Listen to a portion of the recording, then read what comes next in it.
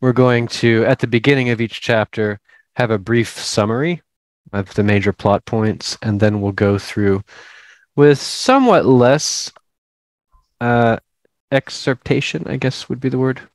Fewer excerpts. uh, although this was, I think, shorter than the last stretch of chapters. It seemed to go really quickly, anyhow.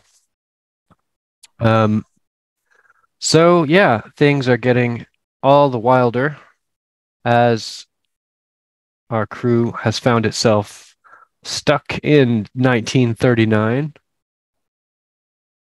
So let's jump in. 11 to 13.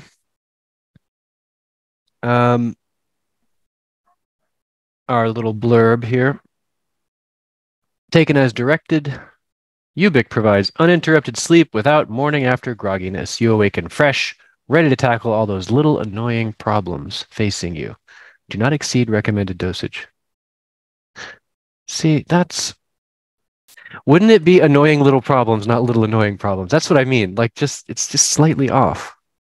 There's, oh wow, I can't remember there's a mnemonic device that I'm forgetting that is about how adjective order works, but I'll come up with it later. There's actually an order that adjectives should go in that has to do with closeness to the referent. But little annoying problems is not quite right. It's not wrong, but that's what I'm saying about just the oddity.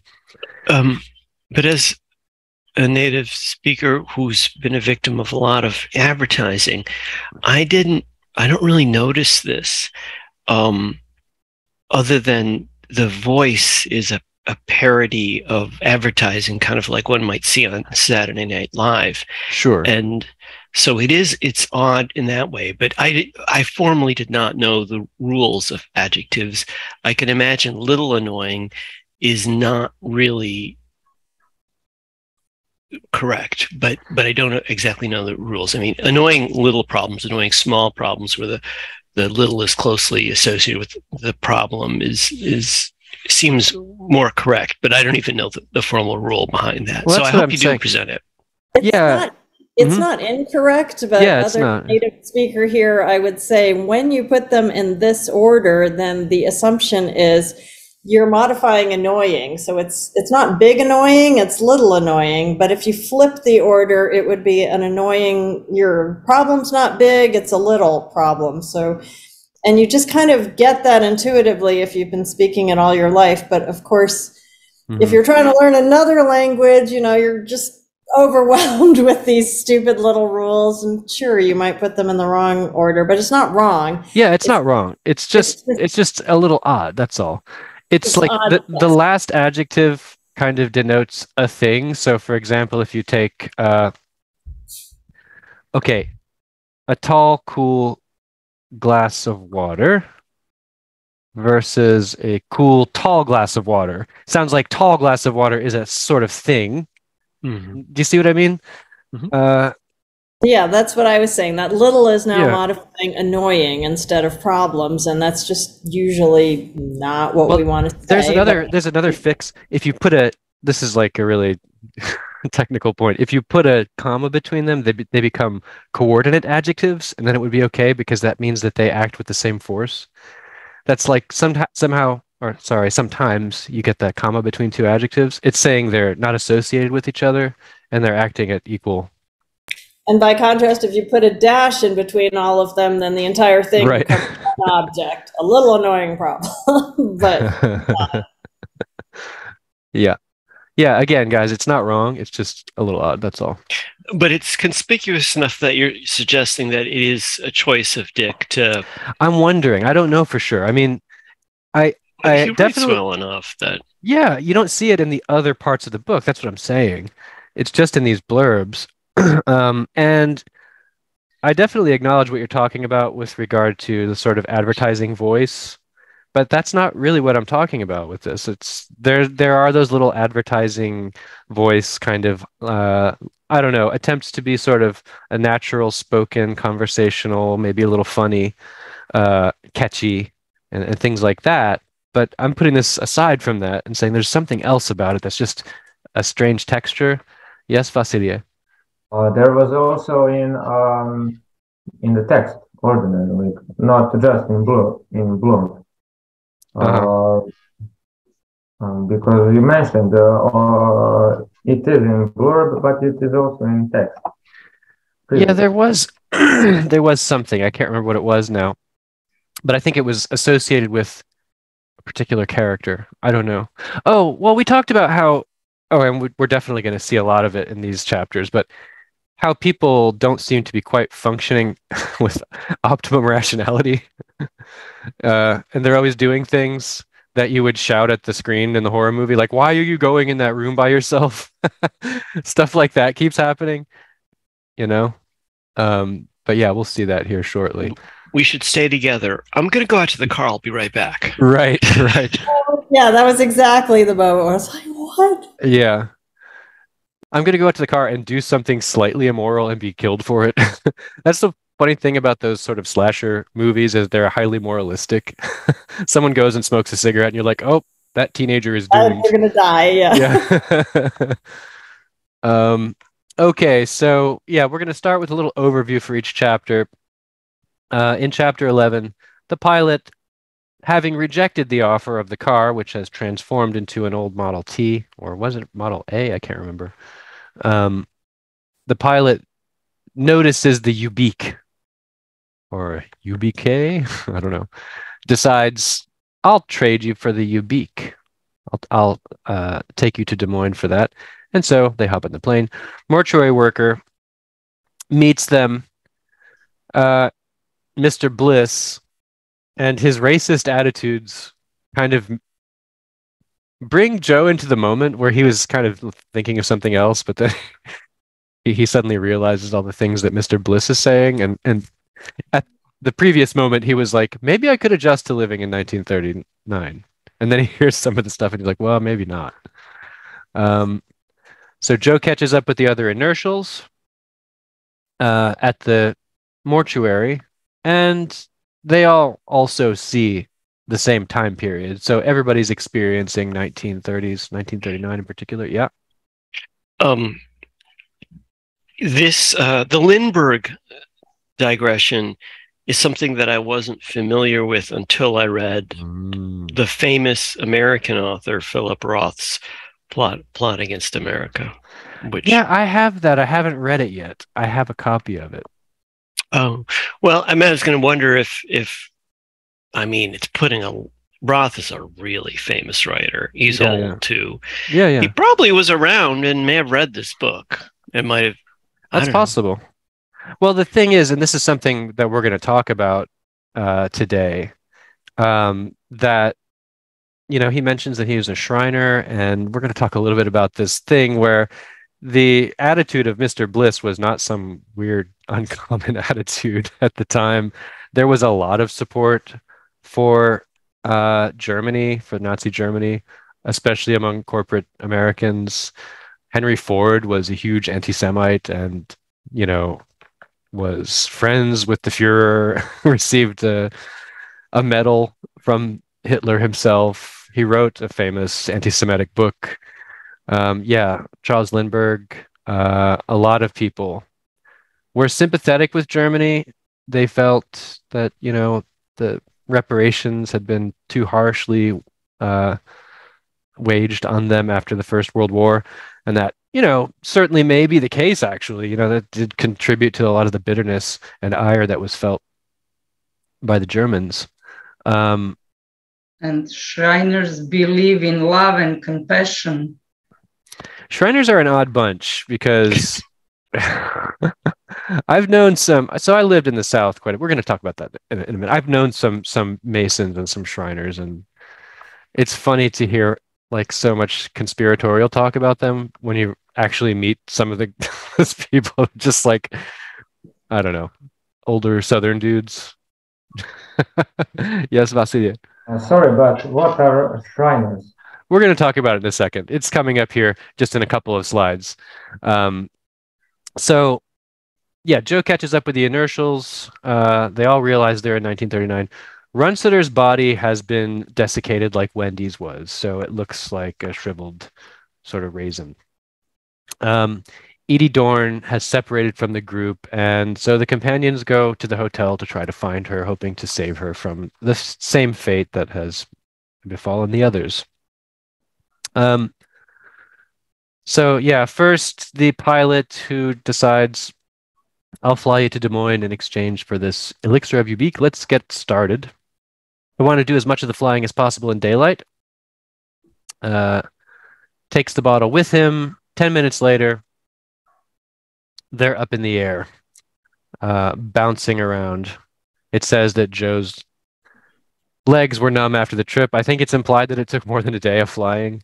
In a biplane, by the way, this is a sort of open plane. You know, there's no sealed cockpit or anything. So they're in like an open biplane. A rough ride for sure, especially for that long. Joe calls the mortuary when he arrives.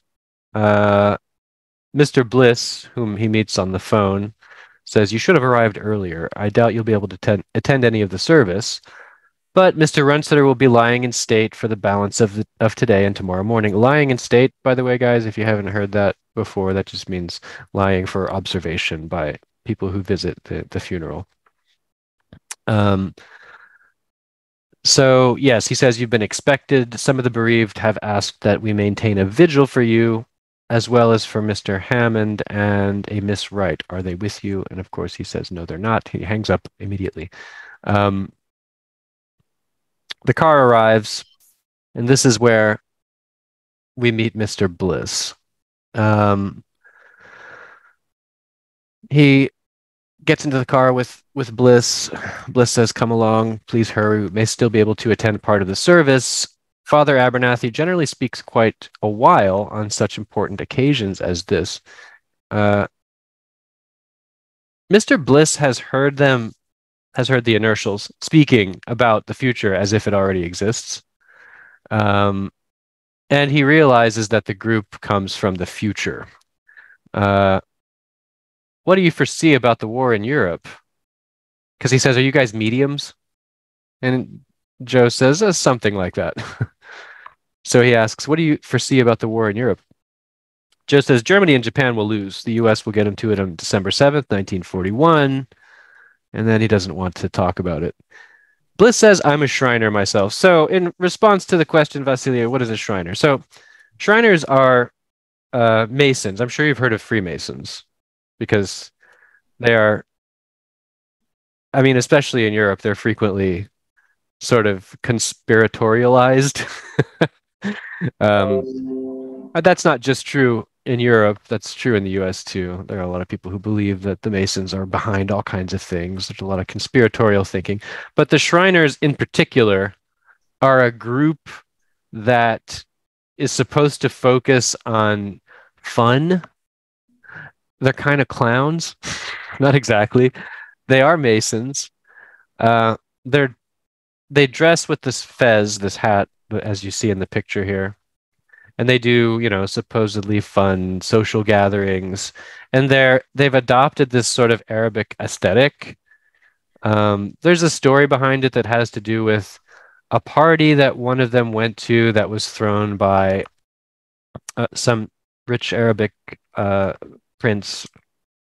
And he was so taken by the decor and the dress and everything that he decided to do this thing where he says, "Hey, let's start this group of Masons and we're going to dress this way with these fezzes and it'll all be in good fun."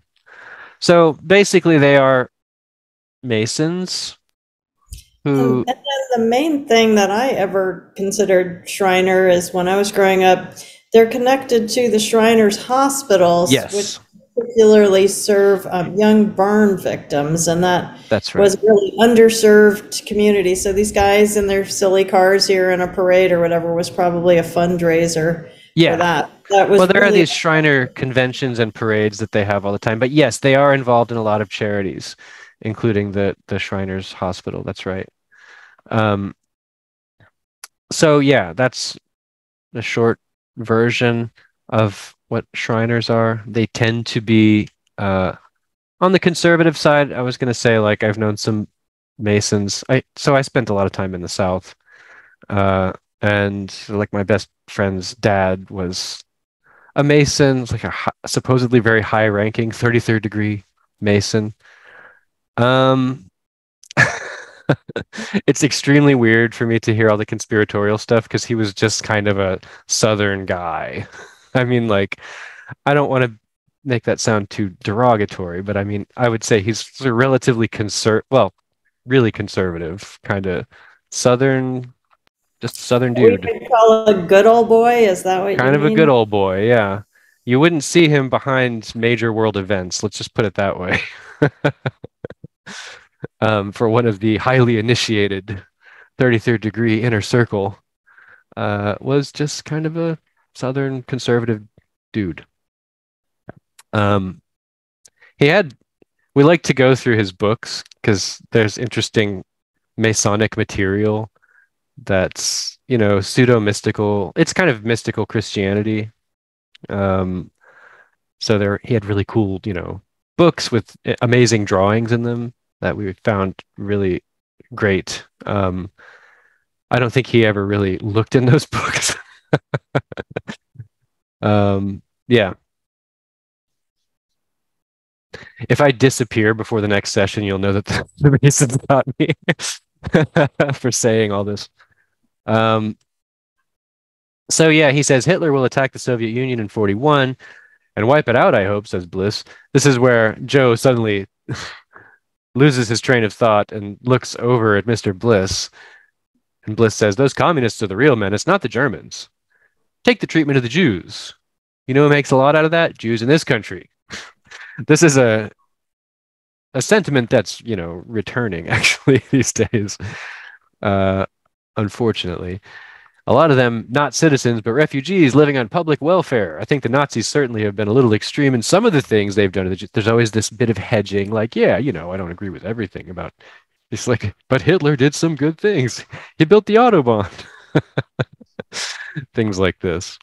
Yeah, but basically there's been the Jewish question for a long time, and something, although maybe not so vile as those concentration camps, had to be done about it. So he goes on to say some worse things that I'm not going to include here on the slide.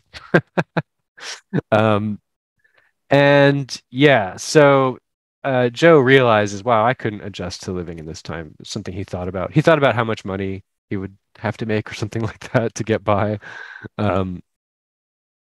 He realizes this is a world that lives in terms of William Jennings Bryan's oratory. The Scopes monkey trial is a vivid reality here. We're going to talk about that now for a couple minutes. He thought, there's no way we can adapt to their viewpoint, their moral, political, sociological environment. To them, we're professional agitators, more alien than the Nazis. In fact, Bliss even accuses him of being some kind of paid agent, some kind of agitator. And yeah, he's like, if we're from the future, that's definitely one way you can interpret our existence. More of a menace than the Communist Party. We're the most dangerous agitators that this time segment has yet had to deal with. Bliss is absolutely right. So about this, William Jennings Bryan's, he has a famous speech, the Cross of Gold, I think it's called. It's really interesting to look back at this stuff and realize that he was, considered a kind of progressive at the time, but he's definitely conservative. He was a lawyer. He won the nomination for a presidential run, but was not elected. The Scopes monkey trial is a famous case. Here's a little picture from it. They had to put it outside because it was very hot. It was in Tennessee. This case got a lot of press coverage. Formerly known as, this is from Wikipedia, formerly the state of Tennessee versus John Thomas Scopes, referred to as the Scopes monkey trial, was an American legal case in 1925 in which a high school teacher was accused of violating Tennessee's Butler Act, which made it unlawful to teach human evolution in any state-funded school. Trial was deliberately staged in order to attract publicity to Dayton, Tennessee, where it was held. Scopes was unsure whether he had actually taught evolution, but he incriminated himself deliberately so the case could have a defendant. Okay. So this was a huge deal at the time. It was all over the news. There was a famous journalist, H.L. Mencken. He's the one who came up with he's not just a journalist, by the way. He came up with this Scopes monkey trial. That's how it was called in the press. It's really interesting how polarities have shifted so much. H.L. Mencken is considered part of a sort of conservative libertarian movement these days. But when you think of conservative libertarians now, it's a completely different thing. I mean, he was an atheist. He wouldn't necessarily fit. I mean, okay, look, there's a certain branch of libertarianism that's a bit more anarchic, but he was witty. He was also a racist, but he kind of reformed towards the end of his life. Anyway, not to make any huge talk about that right now. He's one of the major. He is responsible for it being so well known, partially, or getting so much press, I guess is what I mean to say. And Clarence Darrow, the famous lawyer, was the lawyer for the defendant, John Scopes.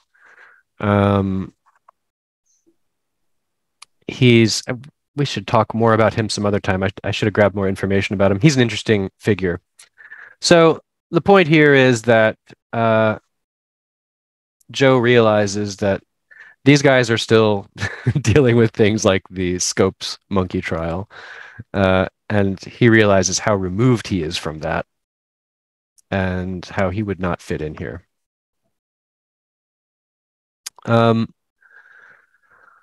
I hoped when he meets the inertials, he says to them, I hoped that you as a group were experiencing a later reality. Well, so it goes. Anybody? Well, so it goes? Yes. Uh-huh. So this is interesting. That is the famous refrain from the book Slaughterhouse 5 by Kurt Vonnegut. They both released these stories at the same time. 1969, Slaughterhouse 5 and Ubik are published. Which story is the first? Sorry? Which story was the first? I can't find a month for Ubik, but I find the month of March for Slaughterhouse 5. So, early in the year. And I mean, you have to figure that Philip K. Dick would spend more than a few months writing this, but I don't know for sure. Apparently, he would write in a flurry, hopped up on methamphetamines. He would write a bunch at once. So I don't know. I doubt that he read it and adopted it. I mean, it's a major part of it's not just a throwaway. It's a common way Kurt Vonnegut talks, even if you see him on YouTube giving a speech. That's just kind of an Indiana-ish phrase he uses. Right, but it's also a really key aspect of the main character of Slaughterhouse 5, who is portrayed as a man who is unstuck in time, and he has no control over what's going to happen. He only knows that he's jumping around in time, and he begins to see his life as sort of on a train track, like on the rails, and he has no free will at all. He has no control over anything, and so it goes is more than just a throwaway line. It's the essence of his entire existence.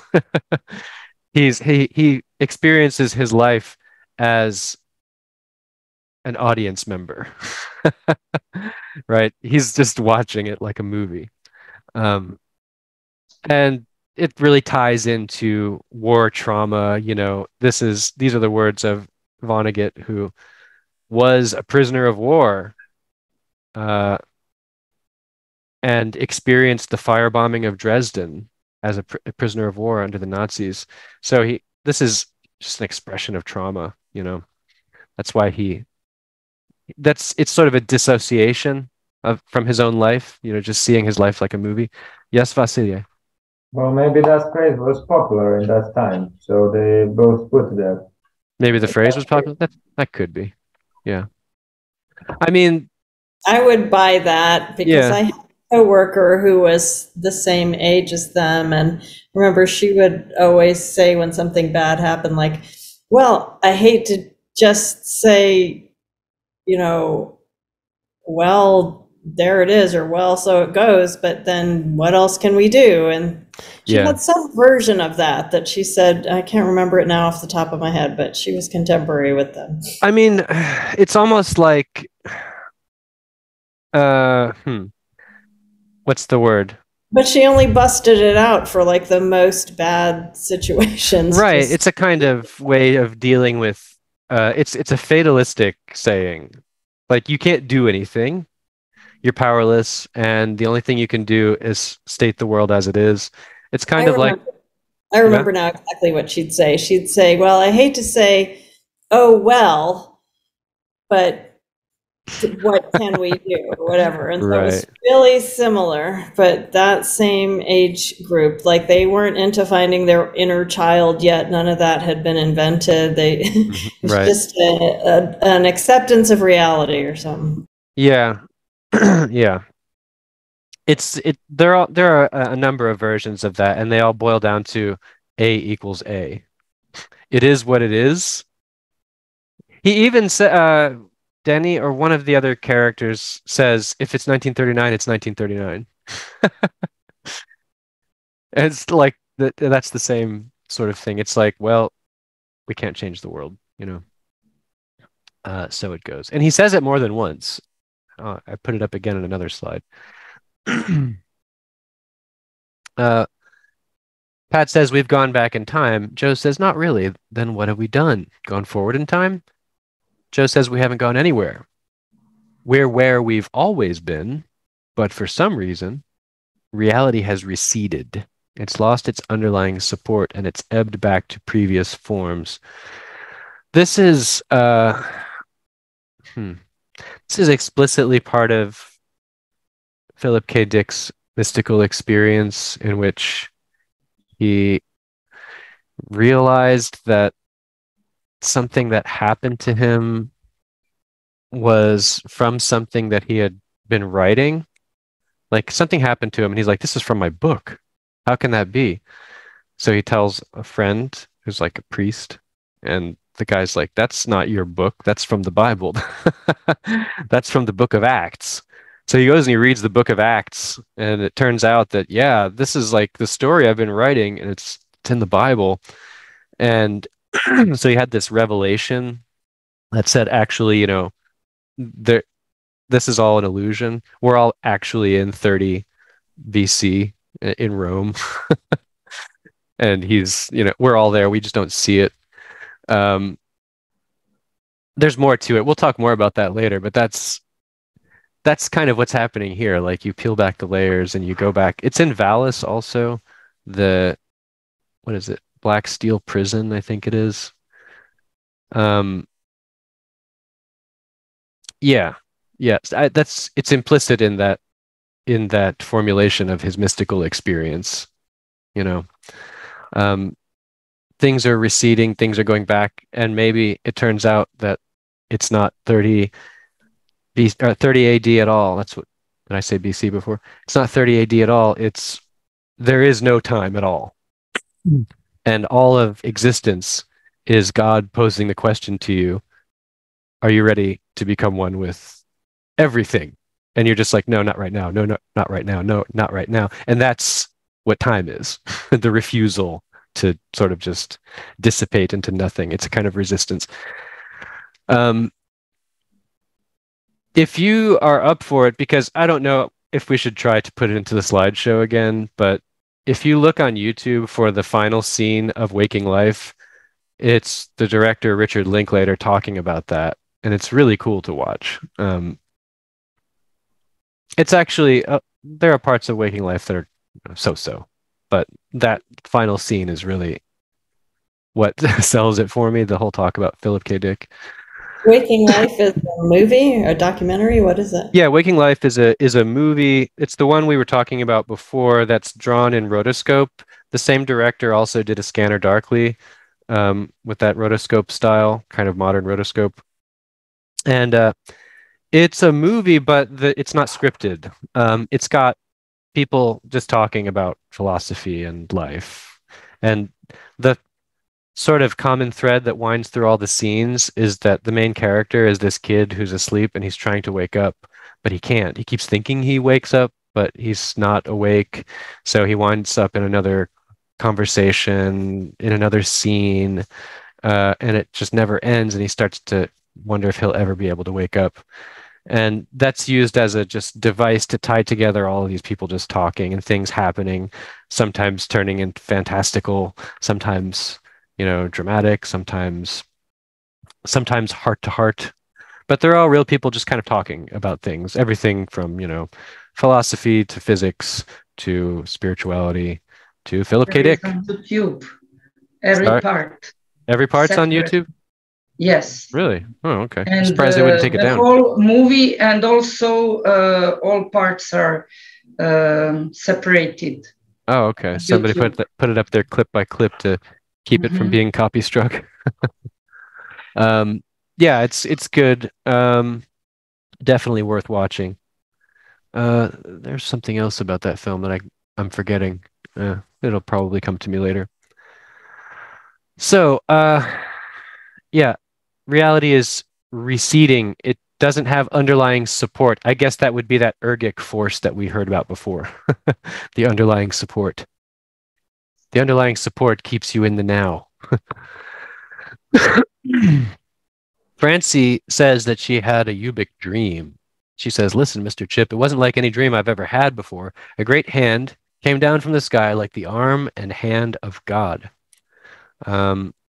Enormous, the size of a mountain. I knew at the time how important it was.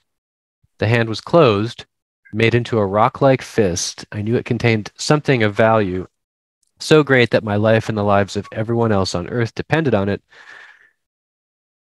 Excuse me. And when it opened, I saw what it contained.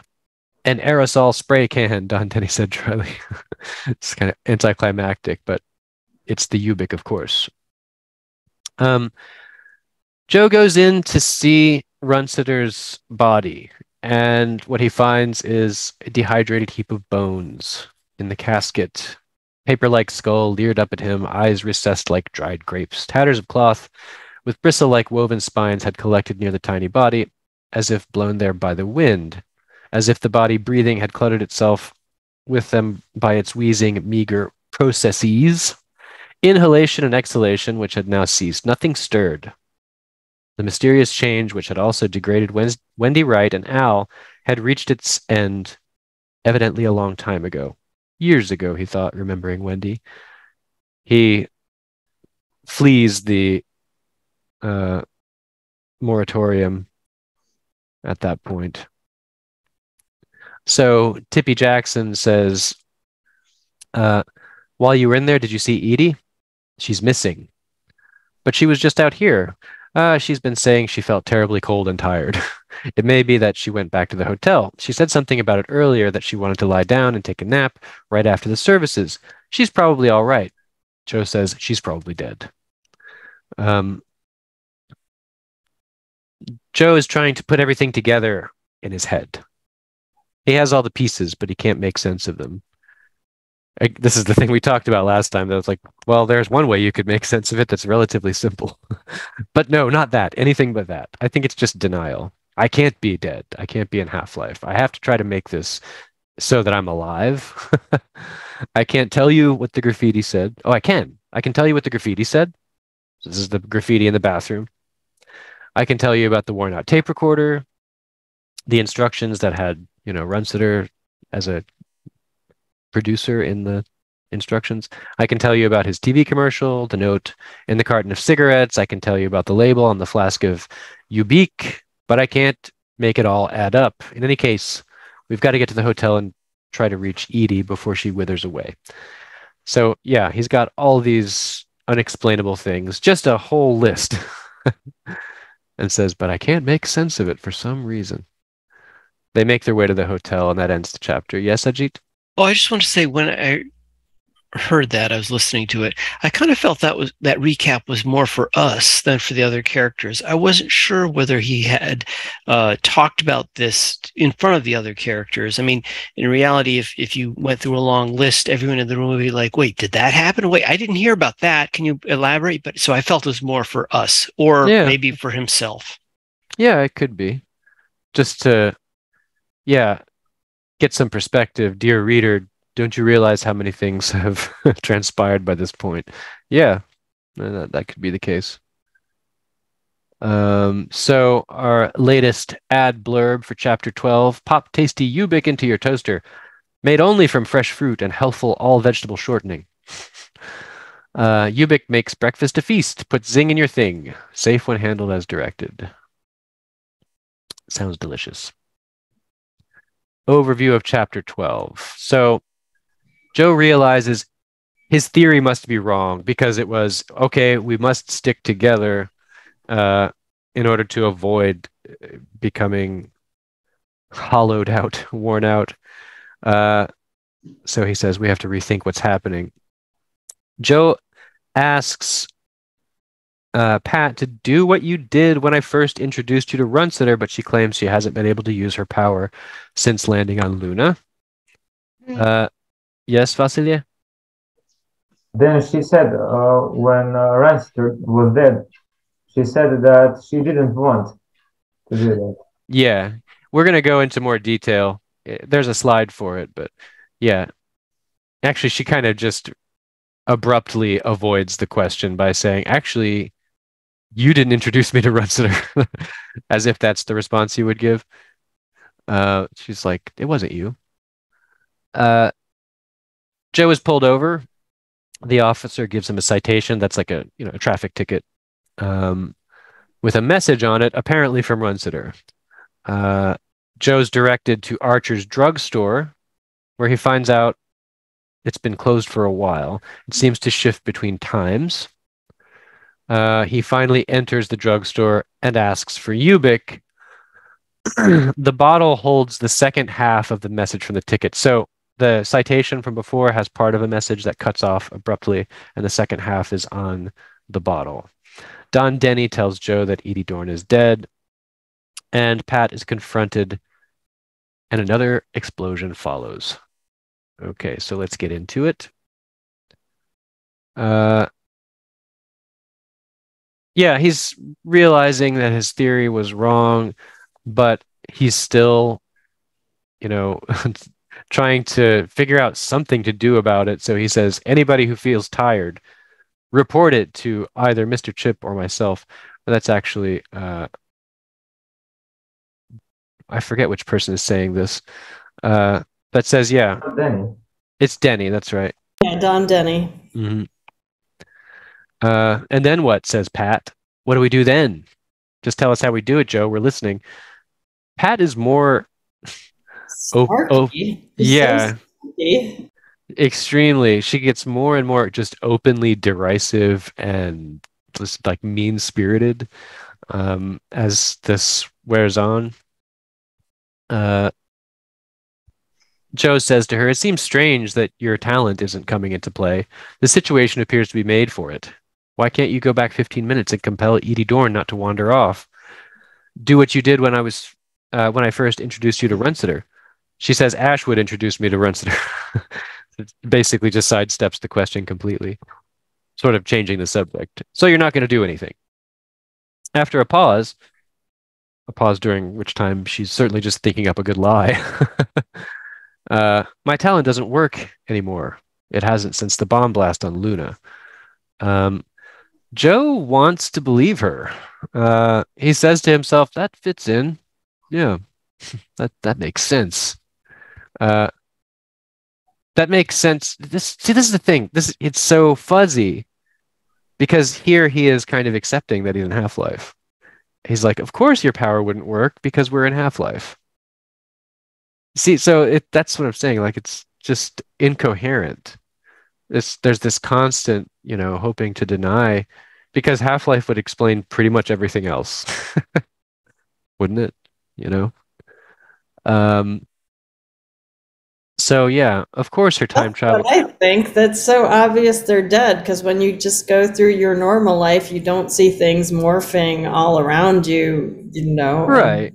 On the other hand, I think, people are in huge denial, not just when they're dead, but as they're dying. I've seen it over and over again. At least in America, we just have no cultural norms towards like someone dying except denial. Like even if they're heavily, heavily religious, and you'd think, oh, yay, I'm going to Jesus. No, they're all praying for healing, even when it's obvious they're going to die. Nobody writes a will. Nobody, like, it's just odd. yeah, this is the thing we were talking about before too, where if it's like a dream, then you don't react in normal ways to events that are happening to you. So if it is a dream logic, something like that, then it makes sense. It could be just that, I mean, you know how it is in a dream. I had a dream once where I died, and then uh, immediately after, I realized that there was a spotlight shining on me, and then like I heard applause, and then like spotlight went down, and there was just like an audience around, and then a director came out and was just introducing me to all the people I had met in my life. It was all a big play. Uh, and it wasn't shocking or abnormal at all. It was just kind of funny, and almost ho-hum, especially as the introductions went on and on and on. It almost became boring. So yeah, it's that kind of thing, perhaps. So yeah, the half-life. Of course, her power wouldn't function in the half-life. Then he hears a strange sound, a high-pitched whine echoing down the street behind him. What's that? I don't know, says Denny. Sammy Mundo says it's a police siren. You didn't give a signal before you turned. How could I? There's no lever. He says you should have made a hand signal. So the siren becomes loud and close. Joe pulls over on the side of the road. Actually, he slows, then he finally figures out. They kind of magically know things that they wouldn't know, because when I was studying for my first driver's license, that was still in the book, how to give a hand signal, Right. because not all cars had whatever, the blinkers. But Blinkers, that's not a thing anymore. Like, the kids don't need to know that, because you can't have a car that doesn't have signals anymore. Yeah. They did talk about how there are sort of rogue memories in their heads that are overtaking things. So they wind up with familiarities that they can't explain. So this must be one of those. I found a 1930s police motorcycle cop. Stop at the curb. Joe stops the car. With purple indelible pencil, the cop wrote out a ticket, tore it from his pad, and passed it to Joe. Failure to signal, no operator's license. Citation tells you where and when to appear. So he gets this ticket. He reads, actually, it says he glances at the ticket and he notices something, that there's a message in purple indelible pencil. The familiar scrawled handwriting said, "You are in much greater danger than I thought. What Pat Connolly said is..." There the message ceased in the middle of a sentence. So yet again, he's getting mysterious signals. Further down, for some reason, on the ticket, there's an advertisement for a drugstore. I could not figure out what is meant by squirrel agate type. Agate is a kind of stone.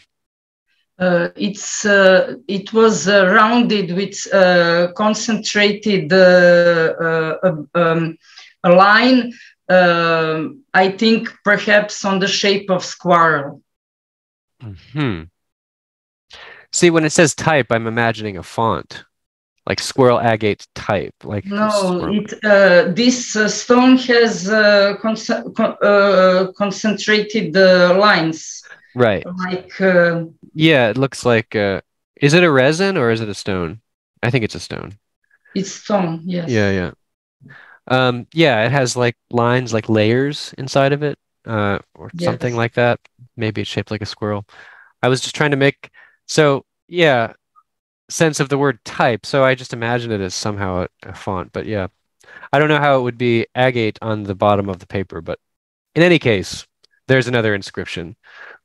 Try Archer's Drugstore for reliable household remedies and medicinal preparations of tried and tested value, economically priced.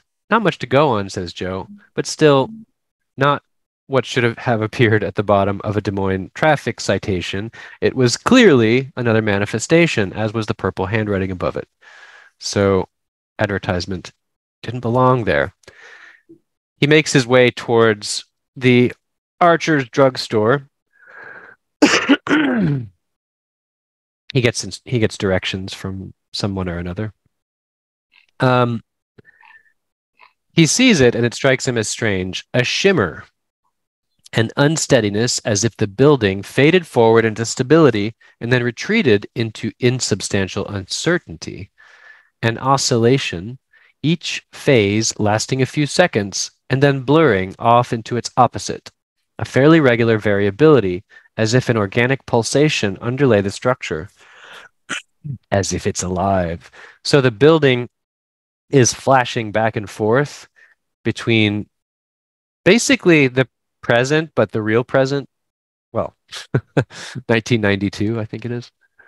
And the past version of the drugstore. I have a theory on the squirrel agate type. I didn't quite catch that when I was reading it, but after we were talking about it, I just Googled images of squirrel agate, what the stone looks like.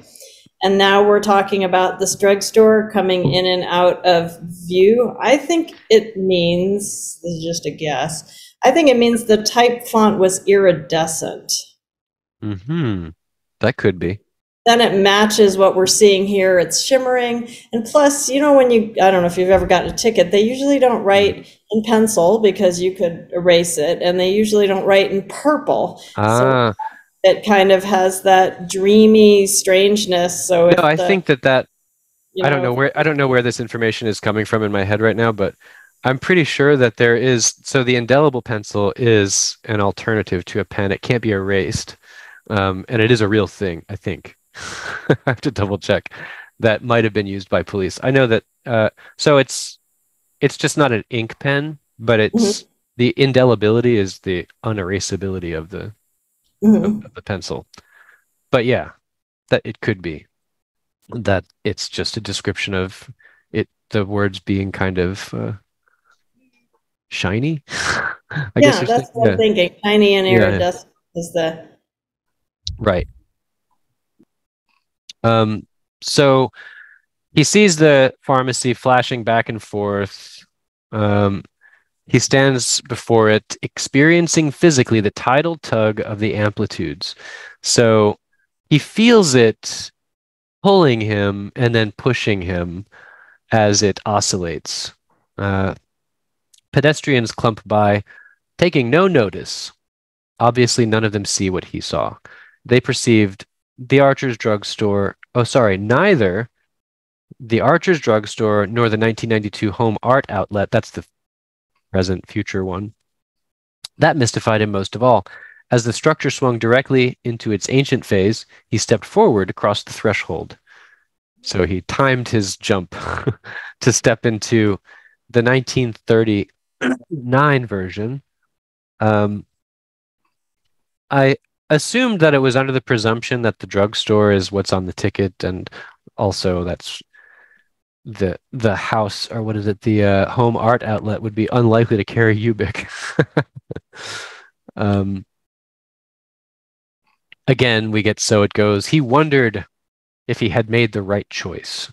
Too late, he considered the alternative, what it might have meant, a return possibly to his own time. So if he had jumped in the 1992 version, would he be returning to the present, quote unquote? He wonders what that would have been like. Out of this devolved world of constantly declining time-binding capacity, out perhaps forever. Well, so it goes.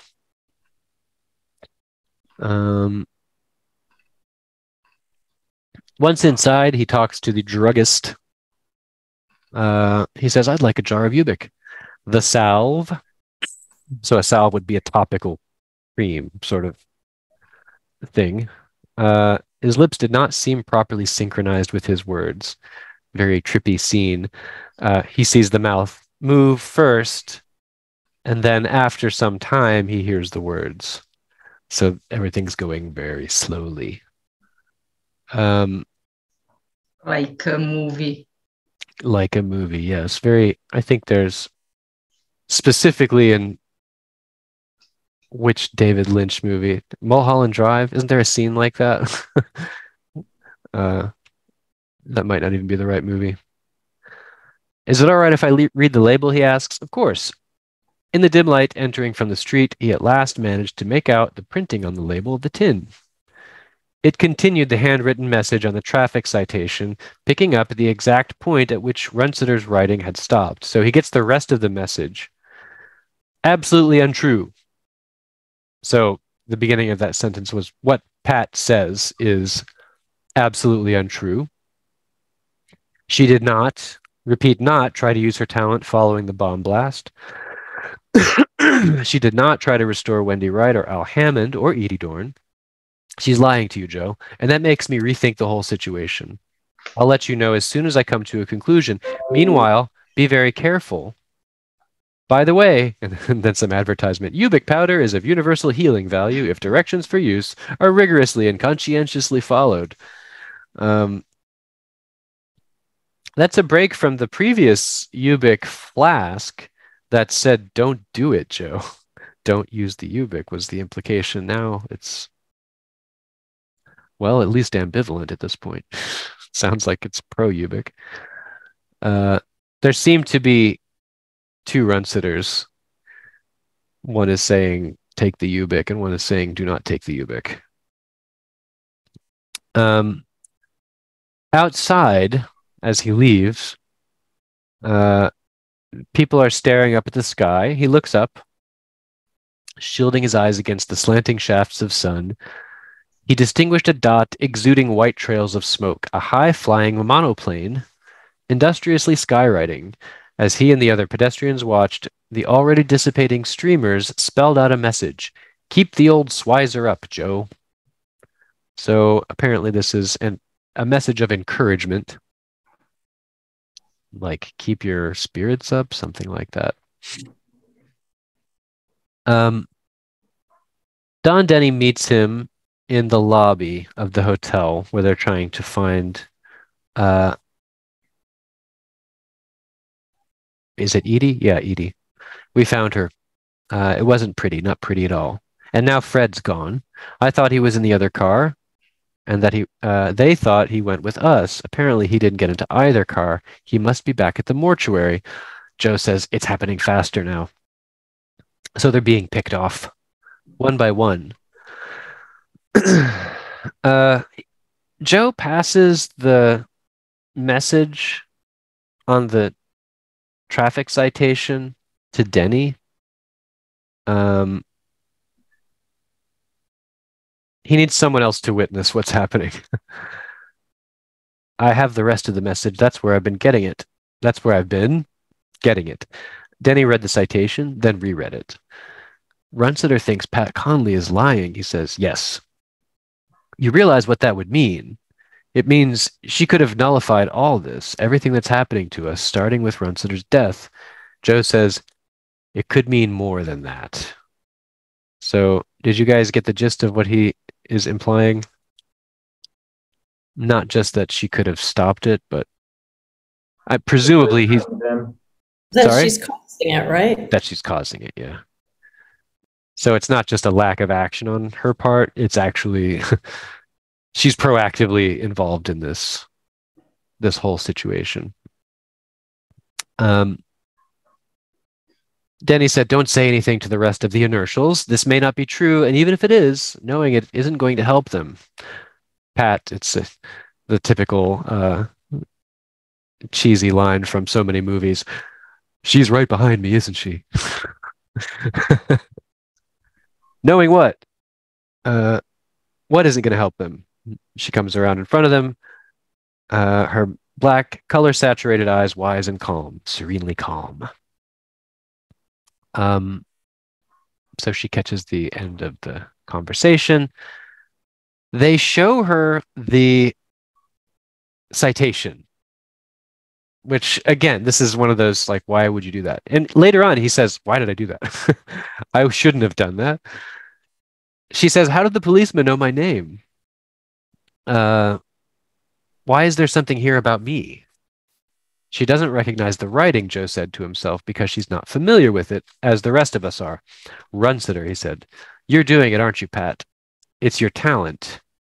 We're here because of you, and you're killing us off, says Don. One by one. But why? Why would you do such a thing? Ashwood scouted you and brought you in. Was he working for Hollis? Is that it? Is that what really happened to us? Not the bomb blast, but you? Pat smiles, and the lobby of the hotel blows up in Joe Chip's face. So, another explosion. But, well, first the blurb. Lift your arms and be all at once curvier. New extra general Ubik bra and long line Ubik special bra means lift your arms, be all at once curvier. Supplies firm, relaxing support to bosom all day long when fitted as directed. Okay. Ubik going into the underwear game. So apparently the experience of the explosion goes only to Joe. I mean, that's all I can derive from this because literally Don is like, what's the matter? That wouldn't be a question you would ask after an explosion. What's wrong? And the hotel's still there, so and the hotel's still there. Yeah, you know, like at first you're picturing, yeah, the hotel's there, but it's all charred or blackened or something. But no, it's still there. Negative hallucination for others. Yes. Yeah. So there's just darkness around him. So he feels it like wool around him. The terror he felt as intimation fused with the darkness became whole and real. I wasn't careful, he realized. I let her see the citation. See, why did I do that? What a silly thing to do. What's the matter, Joe? Says Don. What's wrong? Don says to Pat, what did you do to him? She says, Joe says, she didn't do anything to me. He tries to make his voice firm, but it dips shrilly with unnatural overtones, as if it's speeded up, he thought, high-pitched, not my own. I guess from his position of being slowed down, does his voice sound higher? I don't know. That doesn't quite work, does it? When somebody is lying, his voice changed the pitch. Yeah. Pat says, I didn't do anything to him or to anybody else. Joe says, I want to go upstairs and lie down. I'll get you a room, says Don. And he disappears. This is, again, they're both just talking about how Pat is extremely possibly dangerous, maybe responsible for all this. And Don's like, all right, well, I'm going to go do something. You just stay here with Pat. That's the thing. It, like, doesn't make sense. It's dream logic. These people are not thinking. Yes, Vasilia? Well, I remember, maybe I don't remember good, but Joe, he was like working for Runciter earlier, and he interviewed Pat. So there were some signs. So he said, do not employ or extremely dangerous. Right. Well, that's what I'm saying. That's why it's so weird that he's... But how she became employer of Runciter if he writes that she's dangerous? Right. That's exactly the problem, though. I mean, I think that, well, we might get more insight into that in the coming chapters, but we don't know the limit of Pat's power. If she's able to go back and make you have been married to her, then I'm sure it's not too much of a problem for her to come up with a reality in which she gets employed. And yeah, even with the warning, the promise of her power is great. So you would think that even if she wasn't directly manipulating the situation, a corporation like Runciter's would be very glad to have in its employ someone with this kind of skill. So could be that, like, she's dangerous, but she's our dangerous person. Maybe we can pay her enough to stay with us and not betray us. They're afraid of her. They're definitely afraid of her. And I guess... Then why if she can marry who she wants, then she also can make money for herself. Right. Yeah, who knows? Maybe she's just uniquely evil. Maybe she's the devil and she's come for them. Yeah, of course. It's one of those things like where people say, if you could travel back in time, why not just win the lottery? Seems like something she could pull off. She could just win the lottery repeatedly and never have to work again. But no, she seems to enjoy this. She's a bit sadistic. Pat pleasantly asks, anything I can do for you? Joe at this point is beginning a transformation, a very long, painful, heavy trip. He says no, but it takes a vast effort to even say no. A cigarette, maybe. He feels difficulty in even breathing. He feels his heart beating. Do you have one? He asks. She says, sorry, no got.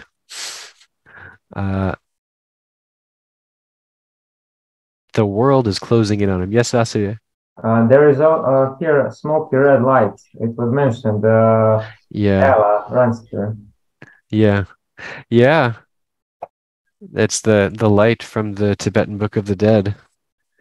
But she lights a cigarette after that. Yeah, that's coming up in the next slide or two. So just like she's very obviously just lied to him. She doesn't hide the fact that she's got cigarettes either. They go to the elevator and she lights a cigarette. My God, Joe. Do you know you look like Edie Dorn when we found her? Oh, nothing like that, says Pat. Edie Dorn's dead. Joe isn't dead, are you, Joe? Just very snide. Joe says, I want to go upstairs. I want to lie down. So this is the thing we were talking about. These some people have the compulsion to go off and die alone, but I think there's something in particular about this experience of being worn away that causes the person to want that. I don't think it's necessarily an internal characteristic of the person. I think it's something about the condition. I suspect, anyway. He says, I want to lie down. He manages to get to his feet. And he resolves basically to get up to his room, up to his hotel room that Don? Yeah, Don is getting him a room. Yeah, Don Denny. I think you should have a doctor right away. No, says Joe. He's not interested in trying to get better. Lying down will help me. He felt an oceanic pull, an enormous tide tugging at him. It urged him to lie down. It compelled him toward one thing alone, to stretch out on his back alone upstairs in his hotel room where no one could see him. I have to get away, he says. I've got to be by myself. Why?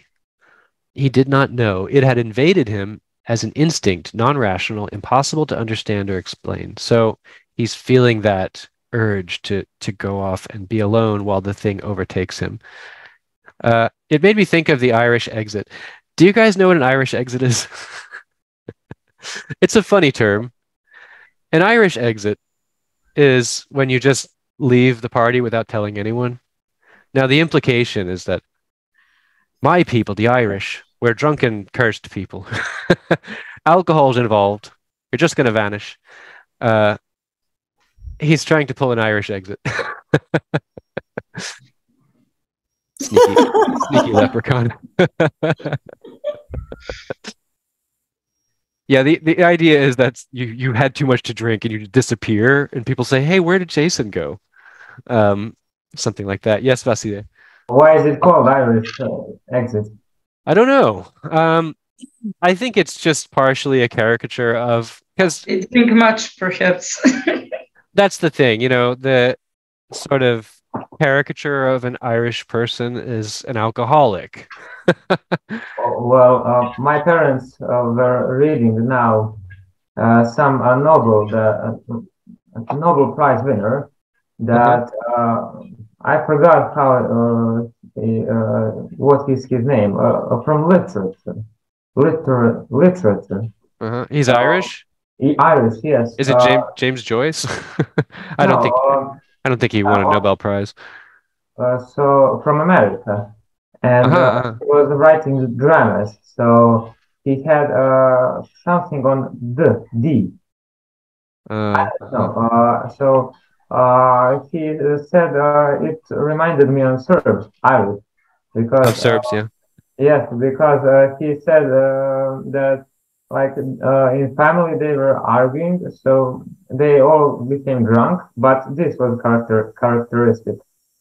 He said that Shakespeare was a Serb, no, Irish, because Shakespeare he is brilliant, so he must be an Irish, and that same in Serbia also.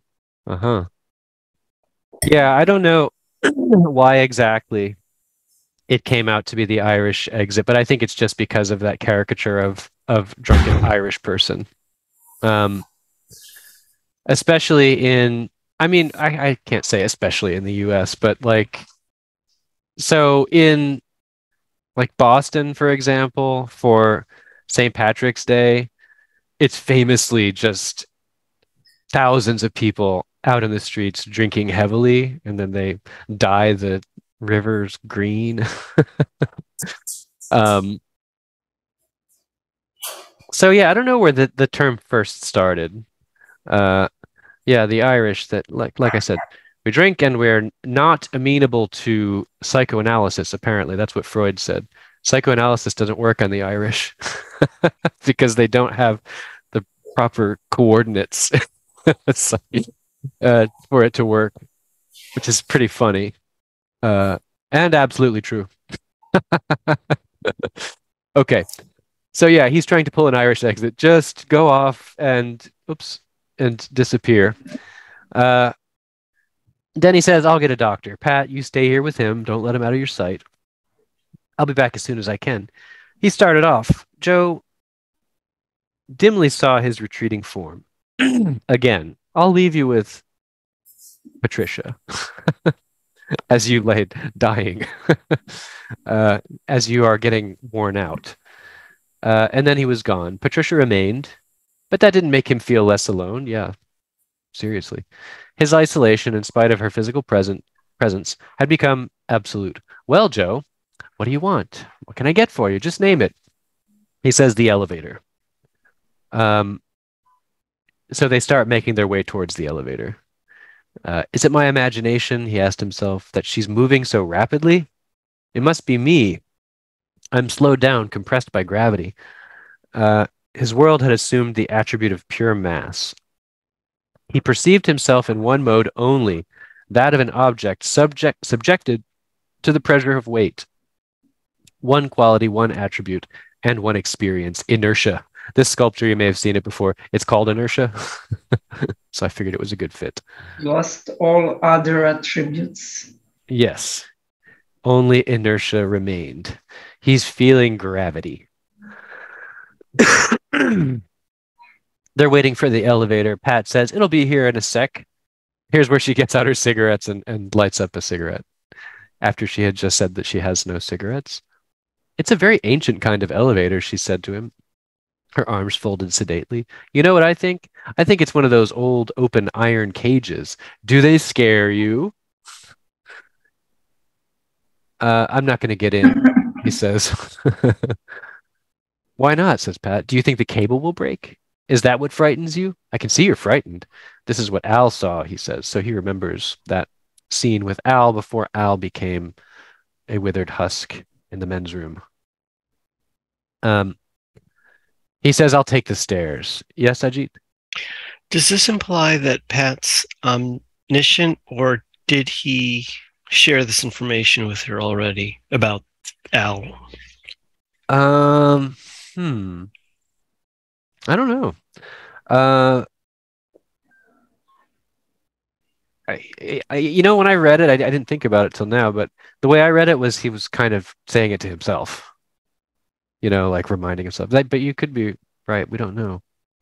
I mean, Pat probably knows much more. She clearly knows much more than she says.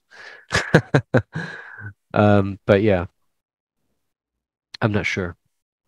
So he resolves to take the stairs, starts up looking for the stairs. I can't see, he says. I can't find them. The weight on him crushed his lungs, making it difficult and painful to breathe. He had to halt, concentrating on getting air into him, that alone. Maybe it's a heart attack. I can't go up the stairs if it is. Well, I mean, at this point, even if it isn't, it doesn't seem like you can go up the stairs.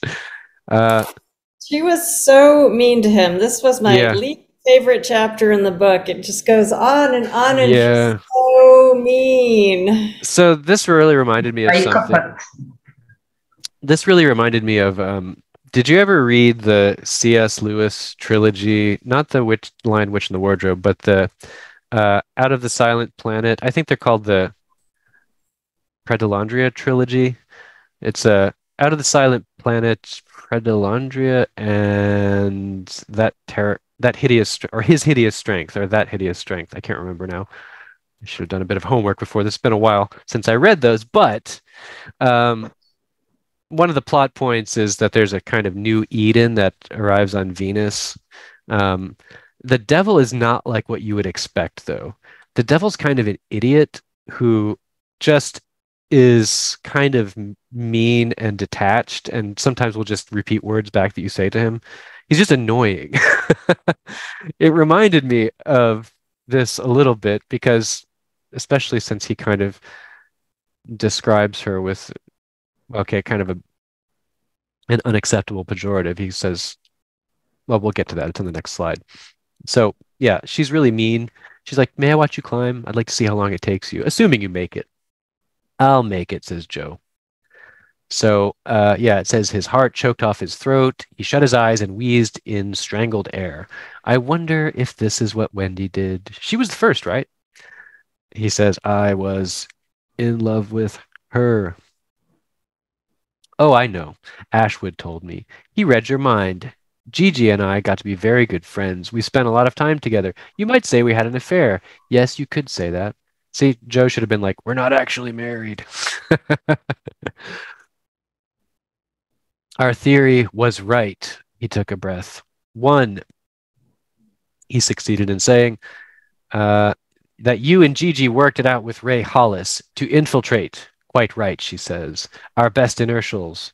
And Runsiter, wipe us all out. He made his way up one more step.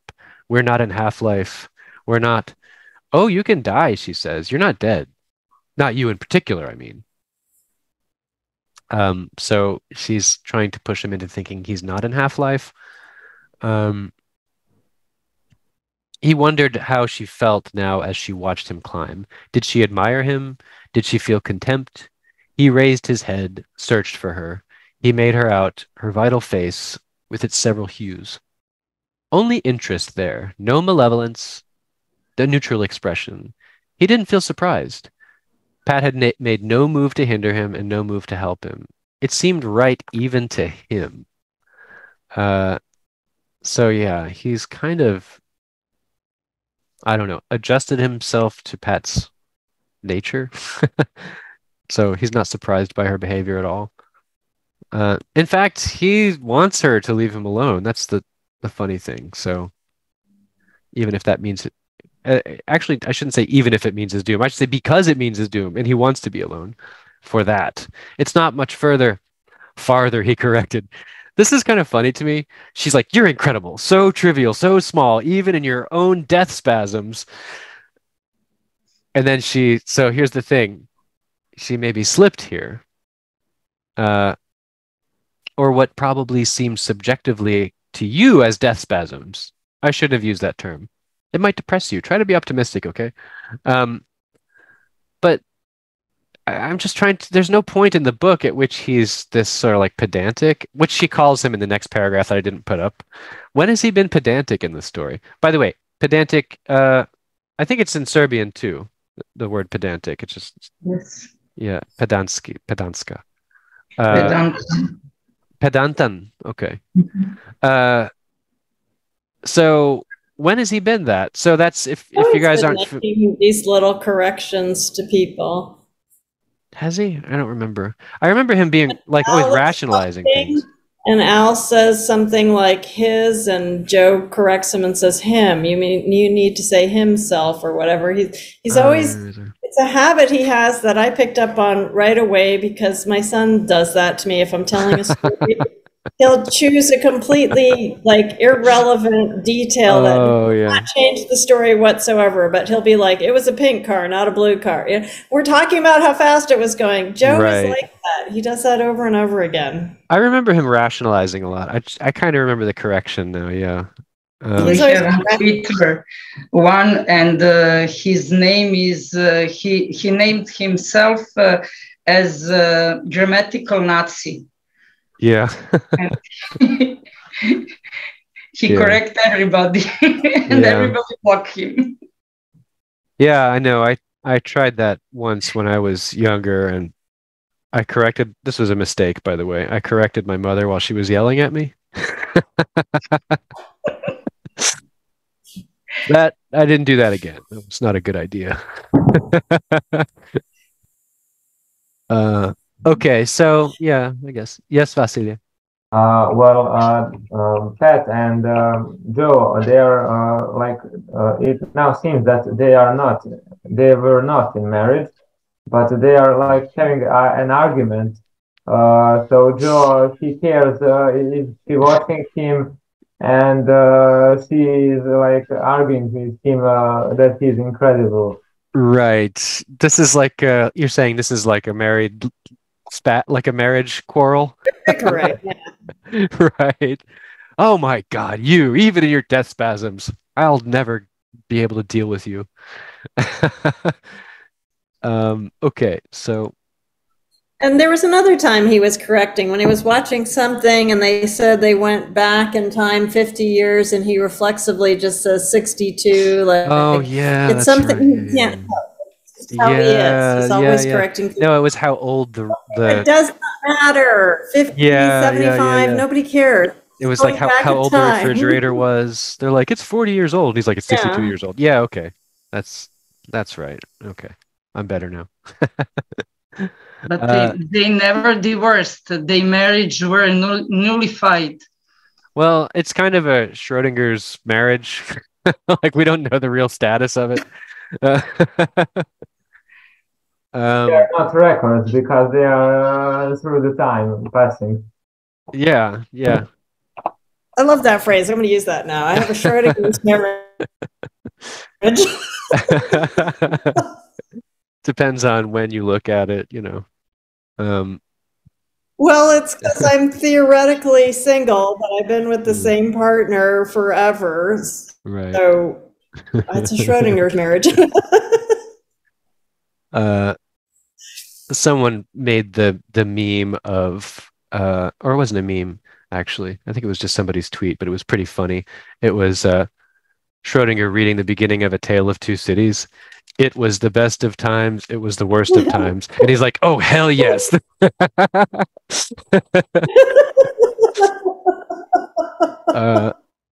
Like, this is great. This is going to be great. Okay, so he discovers all of a sudden that he's cold. Also, he's not just tired. So this is obviously a worrisome development. When had this happened? Sometime in the past. It had infiltrated so gradually that before now he hadn't noticed it. Oh God, he said to himself and shivered frantically. His bones seemed to quake. Worse than on Luna, far worse.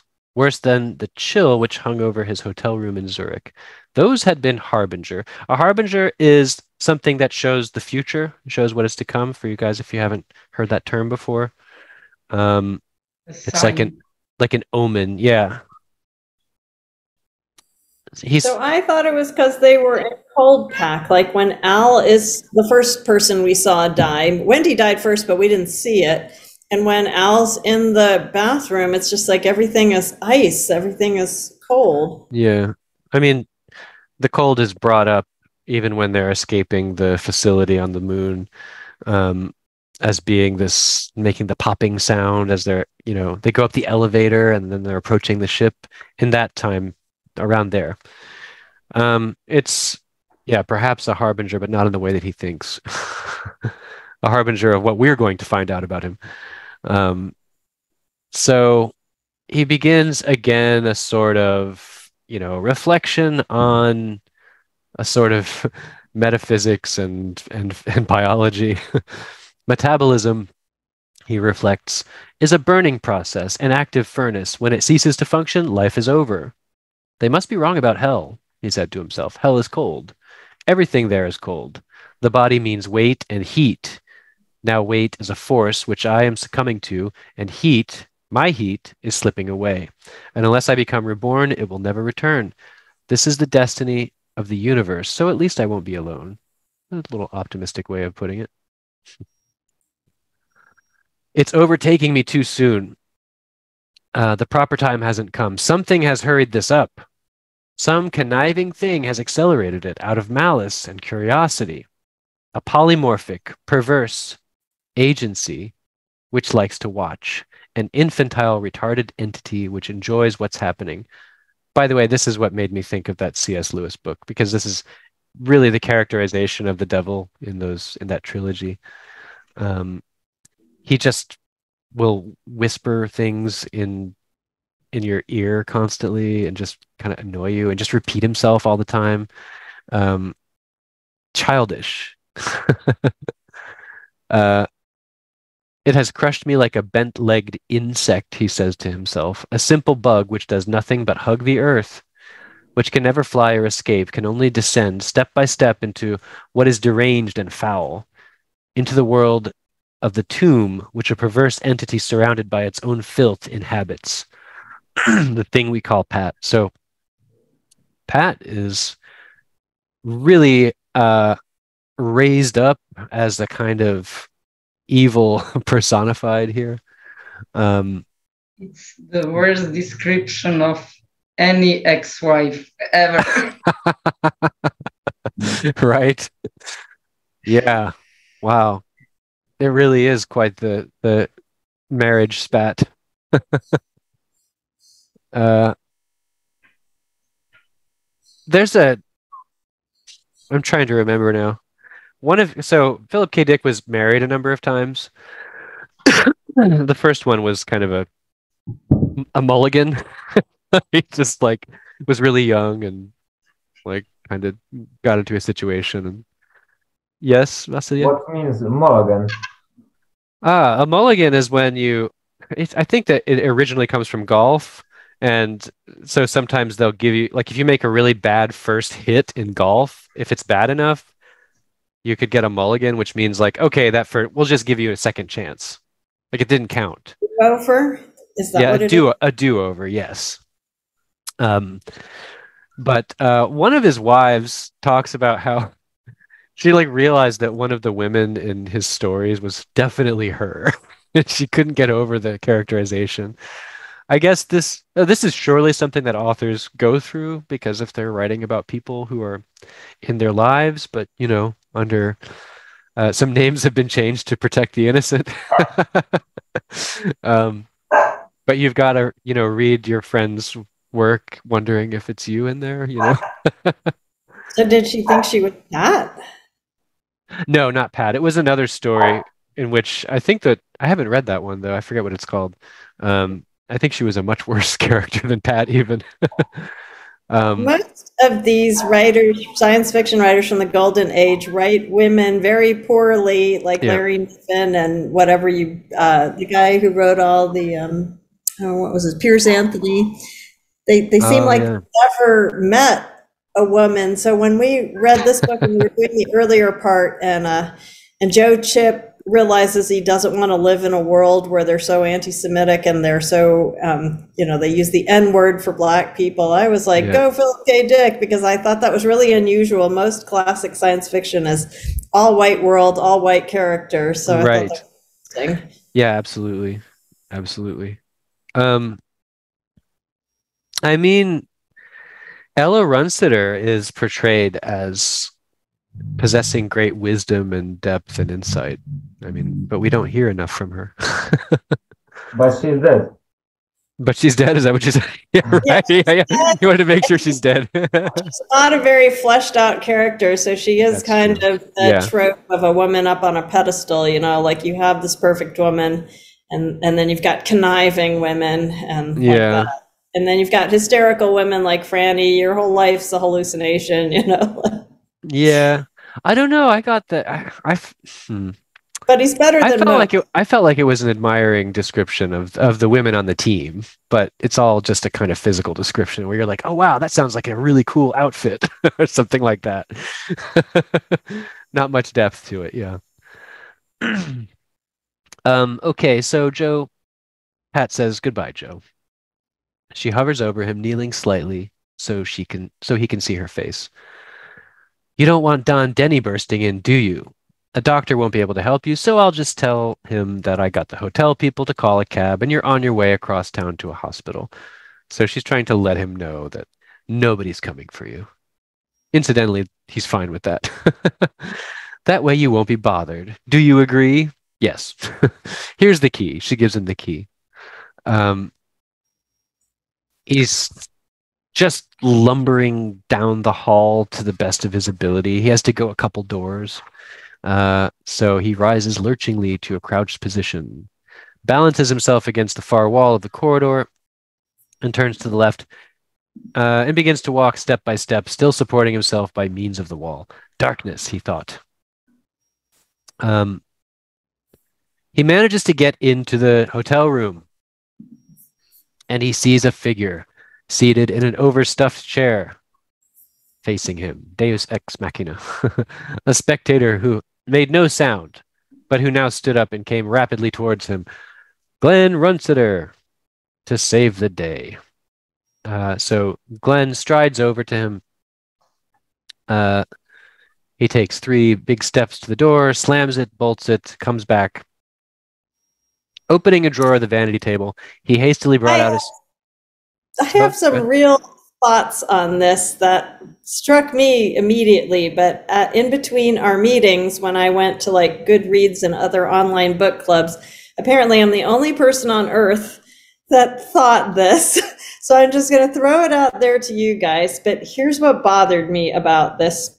So earlier, we know that Runsiter has this life where he goes and visits his wife, Ella, and this is not a one-time thing. This has been happening over the years. The last time he talked to her was 3 years ago. He puts on a little headset so he can talk to her, but he has no idea what half-life is like because Ella just can't really describe it to him. So now all of a sudden, he's in 3D. He's in the room. Like if he knew, and he says, I wouldn't want Pat to have seen me, so I couldn't be out in the hallway. So what struck me is I thought the explosion was Runsiter having a heart attack or something, and he was alive and now he's dead, but I seem to be the only person on earth who thinks that. Did anyone else think that? I think we're going to get a bit more insight into that in the final chapters. I don't remember entirely. I kind of, when I find it too slippery, I just leave it as an open question for the time being. You know what I mean? Because it's more fun that way. I don't think I should, necessarily systematize everything and make it all make sense. Let it never will. Yeah. But yeah, no, I mean, it's because hard. The general discussion was always either they're all dead, the group is dead and Runsiter's alive, Runsiter's dead and the group's alive, and I guess I'm just saying I was the only person that I know of who thought there was a difference, like Runsiter is alive first and then is dead later. Yeah. Something changed. It's funny that you say that because if you remember, Joe actually comes up with that idea when he's trying to figure out how the messages get through, where he says maybe Runsiter pre-recorded these messages, but then actually died later. So like Joe thought of that also. Yeah, that's possible. And like, as far as him being in 3D and everything, we don't know actually that he's intentionally in 3D. It could be just how things manifest to you when you're in Half-Life. That's what I thought. It could be just everyone's projection, because I was like, since Vonnegut doesn't know what half-life looks like, he just doesn't know from his perspective. Maybe in Ella's perspective, when she's on the other side, like she's not wearing a headset, she's just in half-life. Maybe what she sees is graffiti on the wall. Maybe what she sees is a matchbook cover. You know, like we don't really know. Yeah, exactly. Yes, Vasily. Well, it could be also that, like, if Joe is in a cold pack, that Glenn Ranster is talking to him. He has a headset, but Joe sees him as in real life, in 3D. Right. Yeah. You mean it's coming from inside of Joe? Yeah. Yeah, I get that I can imagine things, but I just thought, because Runcitor himself says, and I couldn't be in the hallway because then she would see me. Although I do get what you're saying about in dreams, sometimes you make up your own logic that you completely accept at the time because you're asleep. But then when you wake up, you're like, why did I think The funny thing about it is you don't even make it up per se. Like I noticed, you roll with it. Yeah, it just kind of flows. I'm relatively recent dad, and I went through periods of not sleeping a lot, as one does. And I was really having a lot of experiences where I would be half asleep and thinking something extremely crazy, like wild, half dreaming, and then all of a sudden realizing that what the hell were you just thinking about? That's crazy. Like just, on that borderline of sleep where you're just able to pull yourself back and say, wait a minute, that makes no sense. Dream logic. Yeah. So, okay, Runcitor emerges, brings out the spray bottle. Of course, this picture doesn't have a spray bottle. Well, we could imagine it as such. Ubik, Runcitor said. He shook the can mightily and stood before Joe, aiming it at him. Don't thank me for this. He sprayed prolongedly left and right. The air flickered and shimmered as if bright particles of light had been released, as if the sun's energy sparkled here in this worn-out, elderly hotel room. Feel better? Should work on you right away. You should already be getting a reaction. He eyed Joe with anxiety. So, the day has clearly been saved here for Joe, at least for the time being. But this is where the chapter ends. Yes, Vasily. Well, Pat, it's interesting that Pat didn't realize that Glenn will save Joe. Yeah, he does mention, I didn't put it up here, but he was worried that she would come into the room and then see him. So he's like, it's a good thing that she left. Yeah.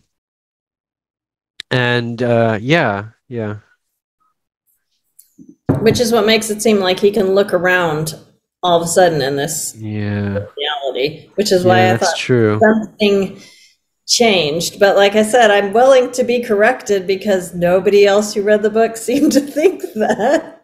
Right. Yeah, I mean, they could all be dead, and this has to do with the way that people in Cold Pack interact with each other could be even more chaotic than what we're thinking of. It's implied by Vogelsong that they interact, and that some of the only experience that they have is, going through other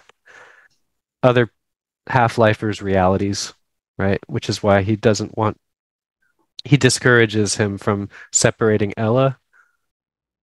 Remember? But then we find out later there's another explanation, but I know that Philip K. Dick did a lot of drugs, and I have heard this thing, like there's this, I never did this, but there's this popular thing now that people go and take a drug called ayahuasca.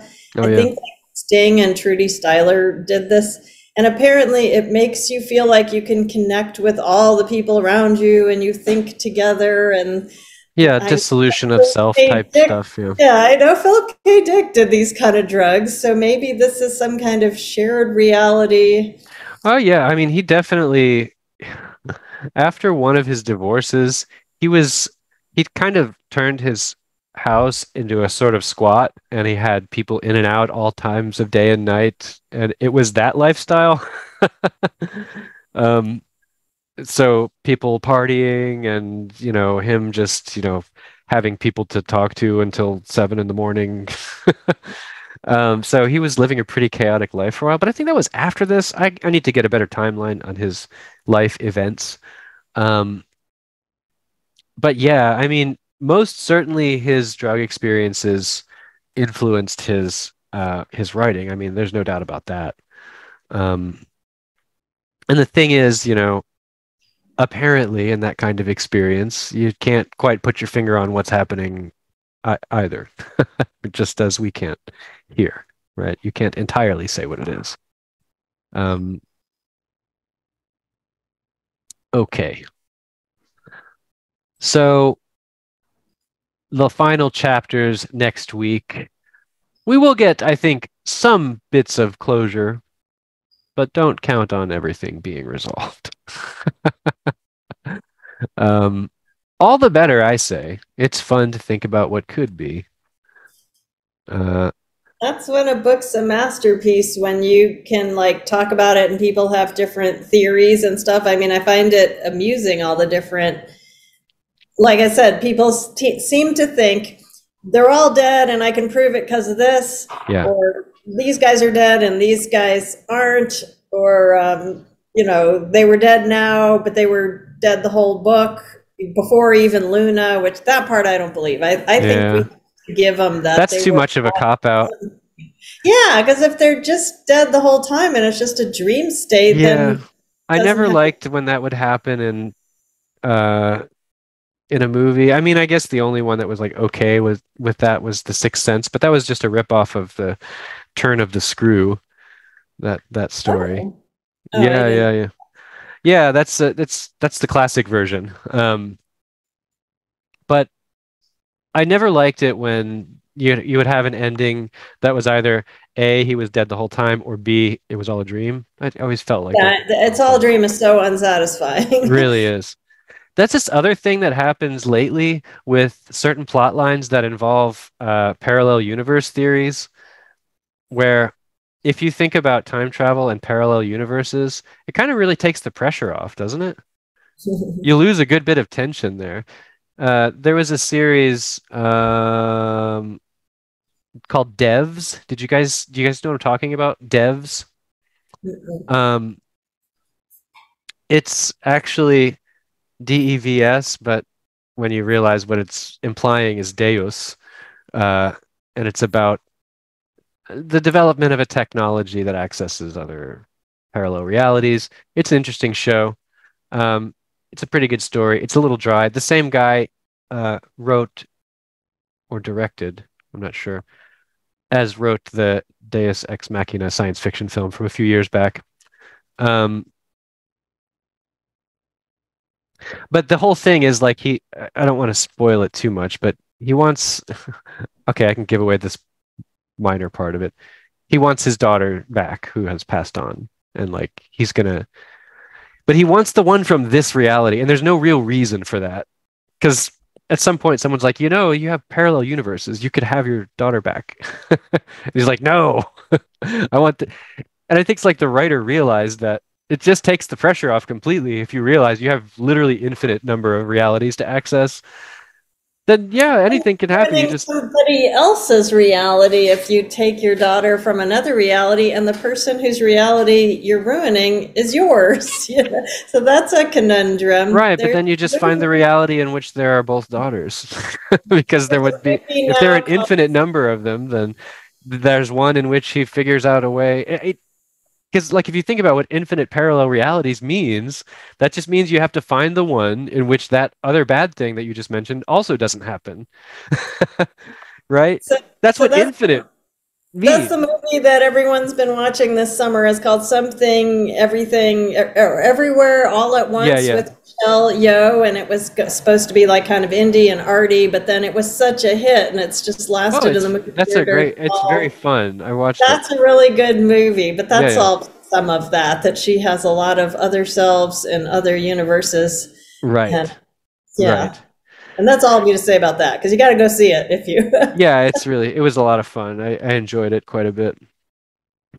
The whole concept of having to do something unexpected, to have a non sequitur, that's how you travel to different realities.